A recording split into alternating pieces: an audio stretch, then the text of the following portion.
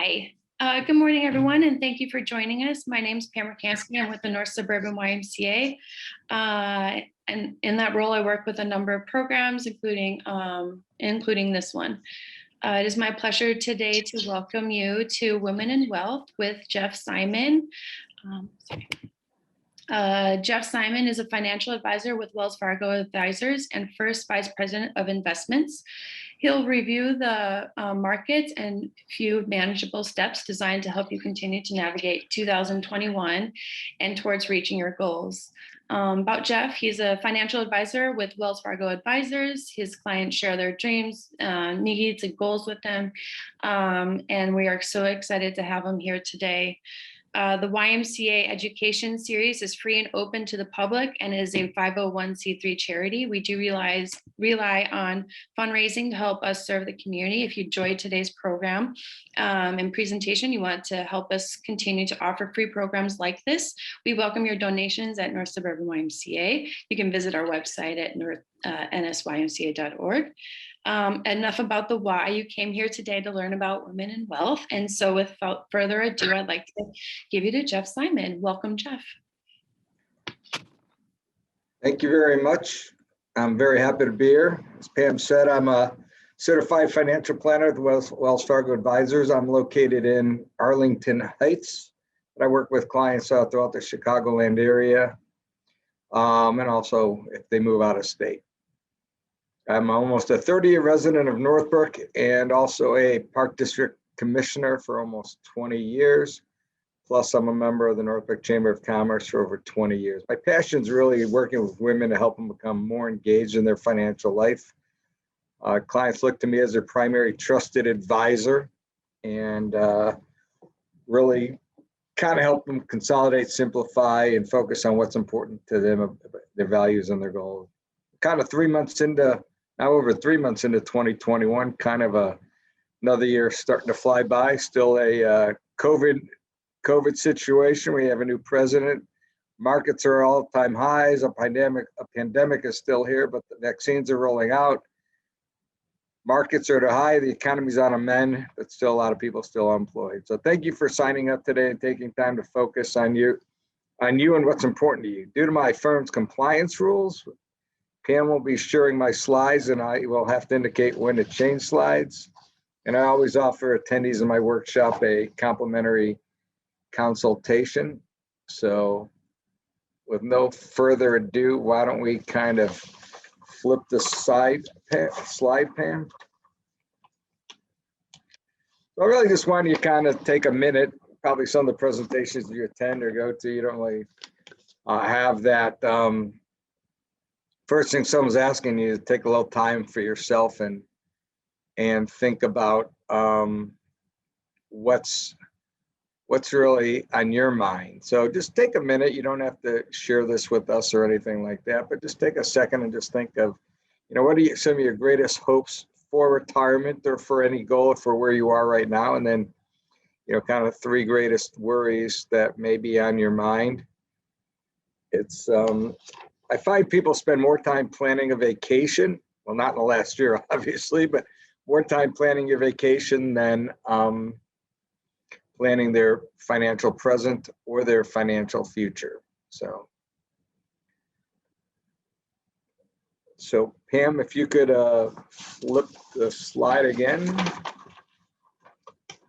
Kind of today, we're going to look at today's retirement reality, how you define tomorrow, how can you prepare, really get yourself starting more engaged in your financial life. So identify goals, prepare emotionally and financially for this phase, and review steps you can take now to put you on a path towards that goal and some tools that can help you. So if you have a question, I don't know if there's a chat box or not, or you just want to pipe up, you can always do that as well.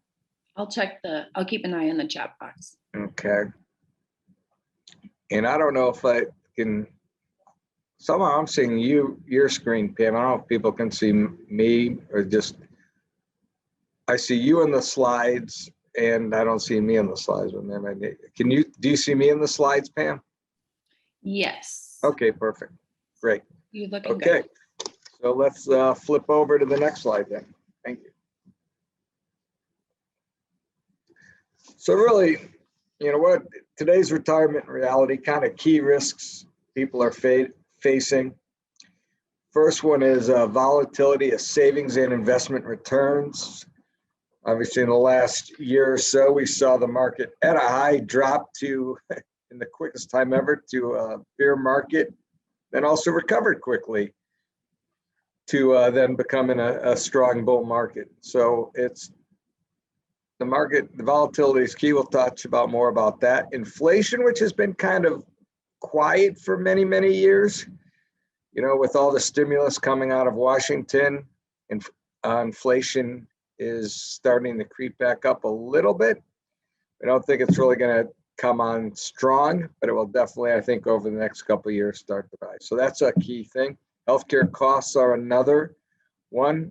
Sometimes I like to say when I'm meeting with clients is that the stock market and returns and that is not your greatest risk. Really, your greatest risk is your health and retirement. If you know you need so many home care, assisted living, or long-term care costs, that can really put a damper on the retirement.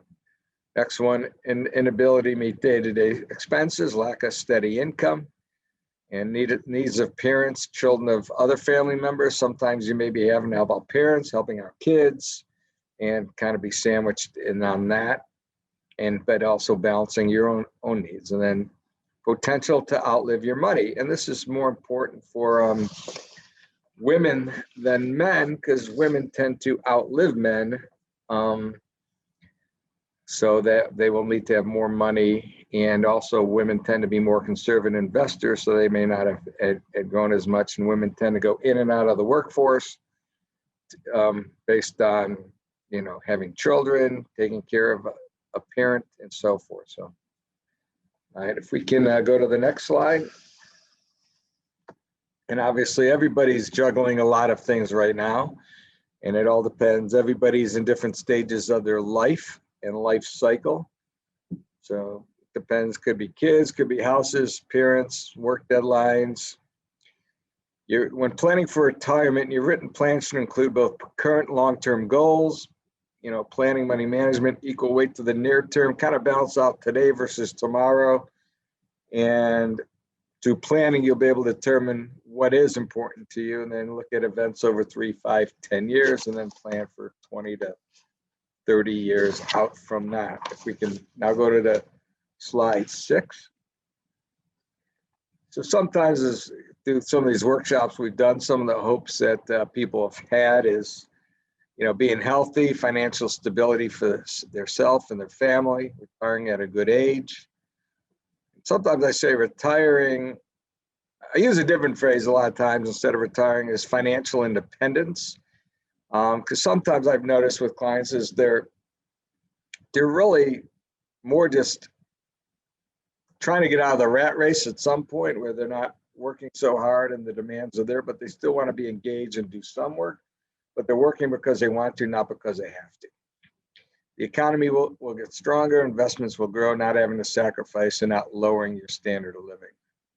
Some worries that women have: not being around, not sharing future with companion, taking care of parents, medical. We've talked about dealing with unexpected illnesses or accidents, political, economic impact, which we've obviously seen a lot in the last year, and then financial instability. You could go to the next one.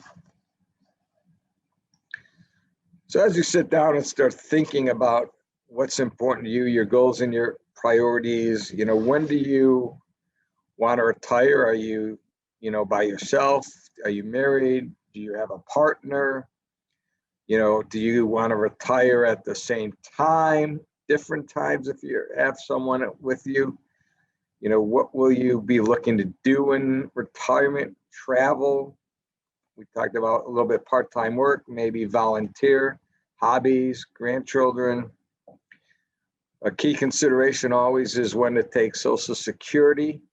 Had recently a discussion last week where a client thought, well, we're going to retire at 62, so one of us will take our Social Security at 62. And I said that may not be the best idea because it's greatly reduced, and if we could spend other money until Social Security It's your full retirement age, it may be better to wait and take it then. And even for one, maybe to take it instead of your full retirement age, wait to age 70 because it grows between your full retirement age and age 70. So there's that consideration. And do you want to leave a financial legacy? Is that important to you? Do you want to leave something to kids, grandkids, a charity that you support, the YMCA? What do you want, what kind of legacy do you want to leave? So that kind of personal goals is, and looking at it as, okay, what's your fun fulfillment? Everybody has different hobbies. I was, even talking to one woman, a client of mine, she wanted to retire. She was a controller, wanted to get out of it, wanted to open up like a shoe store in Galena as possibly something to do in retirement. So everybody's got kind of different type of goals. Organizations, or they're, joining the Y, obviously programs like that, organizations like the Y have different programs, things you can get involved with. House expenses, do you need a plan for? Obviously, there's always upkeep and maintenance, but do you want to remodel? Are you looking to sell your home? And then supporting the family activities, providing, any financial need to anybody else along the way.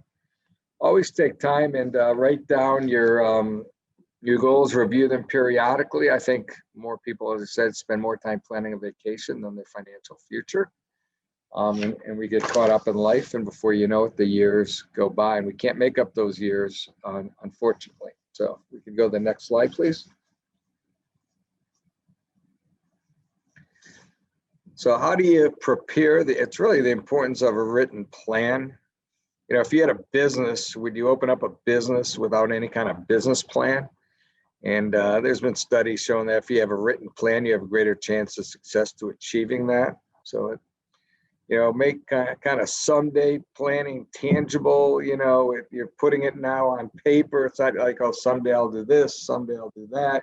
Now you've got kind of like goals.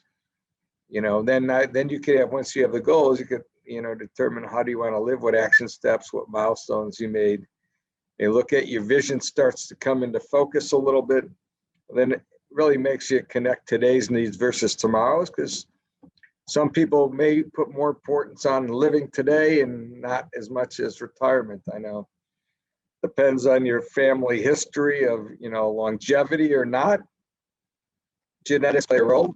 Some people like, my grandfather all had a heart attack at 65. I don't think I'm going to live past that. I'm more concerned about today. Others are like, yeah, I had my grandparents live into their 90s and my parents lived pretty old. So I really need to plan more for the future. So everybody, I like to say there's no cookie cutter plan. The plan is really focused on you and yourself and what's important to you. We could go to the next one. Thank you. So have important conversations. These are conversations sometimes if you're just with your, if you're, on your own, it could be just having a conversation with yourself on really what's important to you, discussing with your friends, your support group, married or a partner. Then obviously you're having those conversations together, develop and review your written plan, and then never stop learning. Everything changes, either personally, professionally, or economically. Things keep happening. So I think it's important to always continue learning, either related to financial stuff or anything you're involved in. Always kind of keep trying to better ourselves, and then kind of use a checklist to keep, monitor your progress as we move forward. So if anybody, is there any questions or anything? Anybody has anything they want to ask? I'll take a momentary pause here.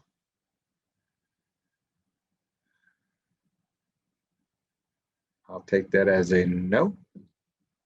So assessing your current situation. So you have to look at you look at the 4 cornerstones of wealth. As you look at that, your assets, your liabilities, risk management with the insurance, and the estate planning. On this presentation, we're going to focus more on the asset side, but definitely from a risk management perspective, You should always, if you have life insurance, review that periodically. If you're still working disability, if you have private insurance.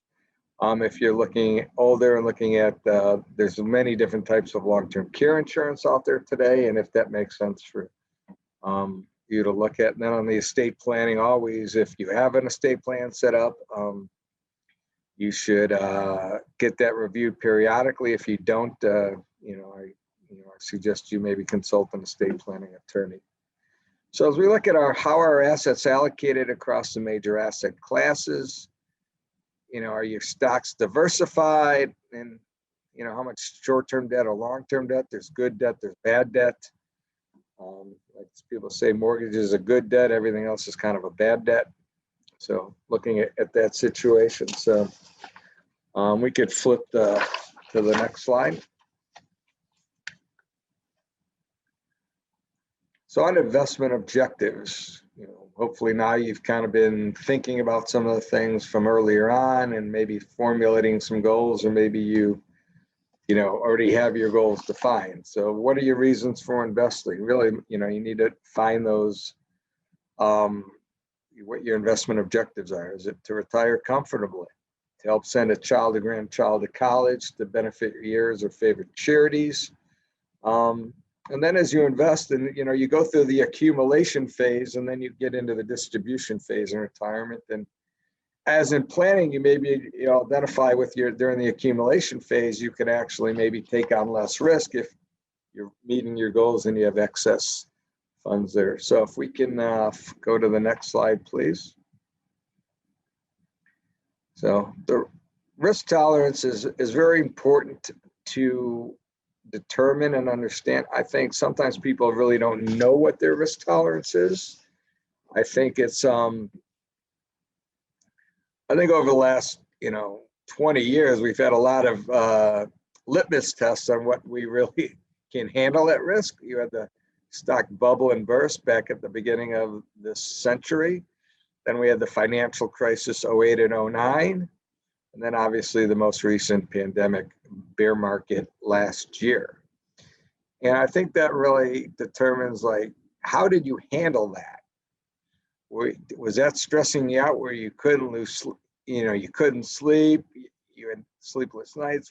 How were you, or you're like, okay, I know it's going down, it's going to come back. So you have to look at it in different ways. And then we'll go over some slides a little bit later to see kind of how to manage some of that.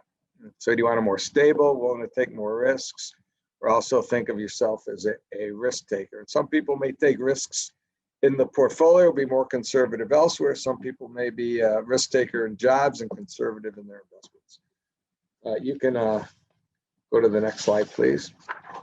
And then your time horizon, and your money may have different time horizons. So if you have kids and you're saving for college, it's probably about a 15-year or so time horizon, for example. Or you're maybe, finally you're 50 and you want to retire at 65 and you're starting to plan for retirement. If you got a head start on certain goals, it could be 15 to 30. And then really in retirement, people think my time horizon is shorter, but today people are living longer, and your time horizon could be 30 years in retirement. So, but what the time horizon does, it helps determine how the investments should be allocated.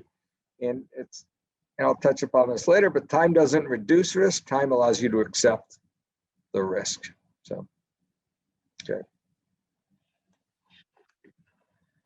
So there's different types of investment. Kind of the broad asset classes are cash, fixed income, which is bonds and stocks.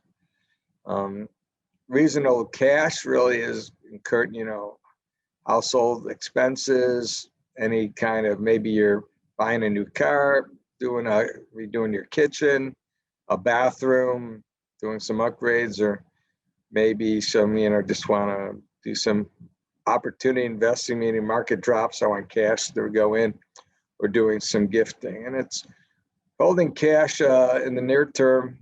If you're always should have about, if you're working, like they say, 3 to 6 months of your kind of fixed expenses in cash, in case something happens with the income you're getting. I like to look at too, then in retirement, when you're focusing on cash, having a couple years worth of your kind of core expenses in kind of cash or shorter term investments, just in case you're on a trip and all of a sudden, like last year, the market tanks. You don't have to worry because you got money for the next several years, and it allows you time to have the market come back. But cash, especially now, we know it's not paying. Interest rates are very low.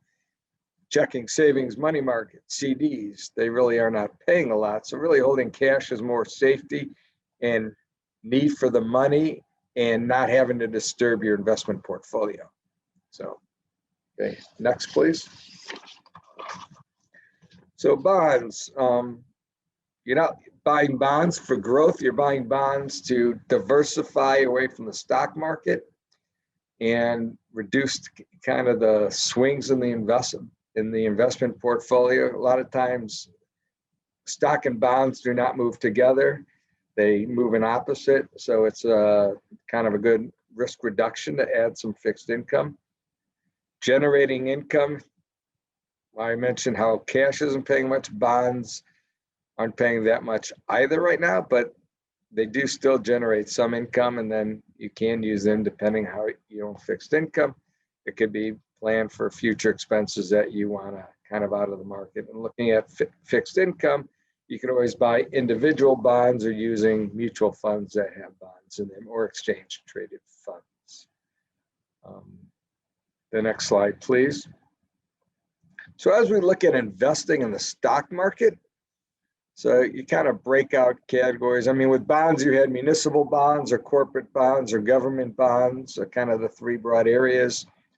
Kind of investing, you've got starting at a higher level, you got US and international stocks. And then you have large, mid, and small cap stocks. Large cap stocks, obviously those are the bigger names, S&P 500, Dow Jones stocks. Then mid caps are kind of just the next level below that, and small caps are the smaller size companies, sometimes newer or not as well capitalized, and they tend to have a little bit more risk. And then within the asset class size of stocks, you have either value investing or growth investing. I kind of like to say values, you're trying to buy something kind of cheap, and growth, you're willing to pay a premium for growth. I used to use an example of like a value investor may shop at Target, but a growth investor would shop at Neiman Marcus because he's willing to pay a premium for good stuff. So growth typically would have a bit more risk and volatility because you're paying more, so there's more thing. People associate right now the growth sector. Growth has outperformed value for about 10 years.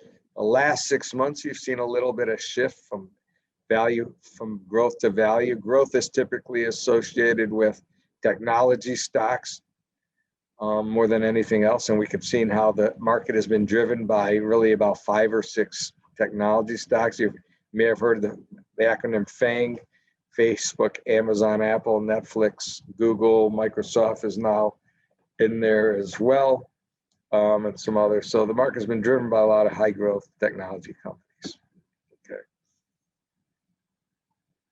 So this is just kind of maybe a little hard to see or hard to read, but if you go to the upper right, this is really a risk return thing to show you that for any level of risk, there's an optimal rate of return for optimal portfolio. Upper right, you go most aggressive. Lower left, you go most conservative. And just really depending on where you fall into the risk spectrum is where you're gonna create the model portfolio. I think it really just says pretty much most aggressive, you're about 90% in stocks. Most conservative, you're about 10% in stocks. And you just, each portfolio along the way from the right going down to the left really reduces equity risk by about 10%. So you could go to the next slide, please. So sometimes people are like, oh, should I get out of the market? The market's at a high, or I'm going to get out because I can't handle the risk. So it's not timing the market, it's time in the market. So if you remain fully invested for 30 years, roughly your average return was 7.43%, just missing the 10 best days. You're return drops to 4.68. And then you can see the more days you miss, the worse your return gets. And missing the 50 best days, you actually go to a negative return. And that's what happens a lot is people, they may get in, get out, they may change things around and not stay fully invested. And that's what sometimes they say the value of advice from an advisor is almost worth that 7.43 to the 4.68 differential. Okay. The next slide, please. So this is about a 55-year chart, but you see the kind of kind of the gray area, the different bars along the way. Those show kind of recessions. You've seen a lot of different events along the way, but yet over that period of time, once you really hit 83 to 84, you start to see the market on a consistent upward trend with some corrections along the way. So every year there is risk in the market and volatility, but it's just really sticking it out and riding it. Time does not reduce risk. As a risk is there every single year. It's time allows you to accept the risk, knowing that if you believe in the market and the market historically has gone up over time, that you can accept that risk, whatever risk that you're willing to accept to achieve your goals. Next slide, please. So, and there's always people forget, and sometimes there's periods of time where there isn't a decline. But on average, there's a 5% decline happens about 3 times a year, average length from the decline to getting back to that high is 43 days. Moderate 10% or more, about once a year. Average length, you can see severe 15% or more, about once every 4 years. And bear market is considered 20% or more, about once every 6 years. That's why I'm looking at people and determining sometimes time horizon on investing. If they go, I need something to do with this money for 3 to 4 years, I'm not really going to be recommending going into the stock market all in, because with it you have a chance of 15% loss during that period of time, and you need the money. So it's looking at that, and then as you plan in retirement, keeping money out, because that when that bear market comes, excuse me, the average length is about 400 days, so a little over a year. That's why I like to see people keep a couple of years worth of money short term out of the market to allow that market to recover if we happen to hit a bear market when they're in retirement. I think if we can go to the next slide. I have there, Pam, any questions or anything in the box, or how we doing on? Anybody? We're doing What? okay. We're doing okay? good. All right, thank you. So kind of responding to volatility, assess, the strategy, assess your current situation, investment personality. And sometimes I find that with a husband and a wife or 2 partners, whatever it is, people, a husband and wife may not have the same investment personality. They may actually have different risk tolerances. And actually, depending if they both have, their old 401ks or their IRAs or whatever portfolio, they may actually invest differently. And then if there's a joint portfolio, then you kind of have to meet the middle of the two, depending on how they feel about that. And the key is asset allocation. That really drives about 92% of the kind of portfolio performance and risk, and needing to adjust that as necessary. Because say you were 60-40 stocks to bonds, which is kind of the general average for moderate growth and income portfolio, which majority of people have. You could look at it and say in the last year, the stocks could have gone up to 80% and the bonds down to 20. So you want to periodically rebalance to your target mix. So you're not taking on more risk than you actually thought you were. So it's really important to continually review that and look at that periodically. So we can go to the next slide, which is really for the most part the last slide before there's disclosures that we have to put out there. We're at about 30 minutes into this, which is perfect timing. Don't really, we'll open it up for questions, or if people want to stick around and ask me anything, I'm happy to. So kind of strategies, wealth building, it's about wealth creation. That's really what it's all about as you're going for your goals, if you want money to accomplish things. Because really over time, you want your money to outpace inflation, no matter what that is. So your purchasing power remains, you know, the same. I look at how things, what cost things when I was a kid, and I remember going Baskin Robbins for an ice cream cone, it was like a quarter. Now I went and took my kids when they were younger, it was several dollars. So we have to have that money to buy what it can lately. So systematic investing is a great way. If you're currently working, you have a 401k opportunity, that's the perfect way to do systematic investing. Out of sight, out of mind, pre-tax if you're doing the traditional, or even if you're doing the Roth 401k. It's a great way to invest. Comes out your paycheck before you see it, you do that. If you have excess money at the end of the month and want to do additional saving, then you just set up a systematic investment strategy. Just keep building and accumulating money over time. Stay in the market. Sometimes as difficult as that may be, you need to stay invested in ride out, because over time the market will recover what it gave back and then go higher. And then think long term for the goals that you want for wealth creation. That's really all I've got. If you could just go to the next couple of slides, you could go to the next one. I'm getting all my disclosures in. Go to the next one, and then one more. Perfect. So that's it. Thank you. It's always, I find that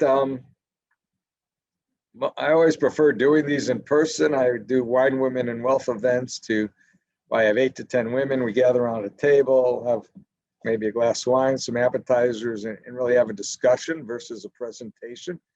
And then I think it's more beneficial for everyone. And I hope to get those back up and running, because I think sometimes people have Zoom fatigue and really want to get back and start connecting with people. I am available, like I said, I always offer people a complimentary consultation. If you want to email me, it's jeff.simon, SIMON, at wfadvisors.com. So jeff.simon at wfadvisors.com. More than happy to do that. And I'll open it up if anybody has any questions, or Pam, you have any closing comments? And just thank you so much, Jeff. I know I learned a lot, and sorry. And thank you. And thank you for everyone on the call today. Are there any questions?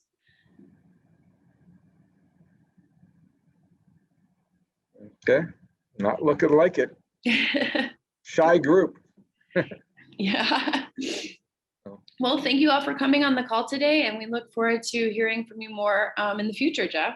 Great, thank you very much, and thank you to the YMCA for having me on. Everybody have a great day, stay safe, stay healthy. Thanks.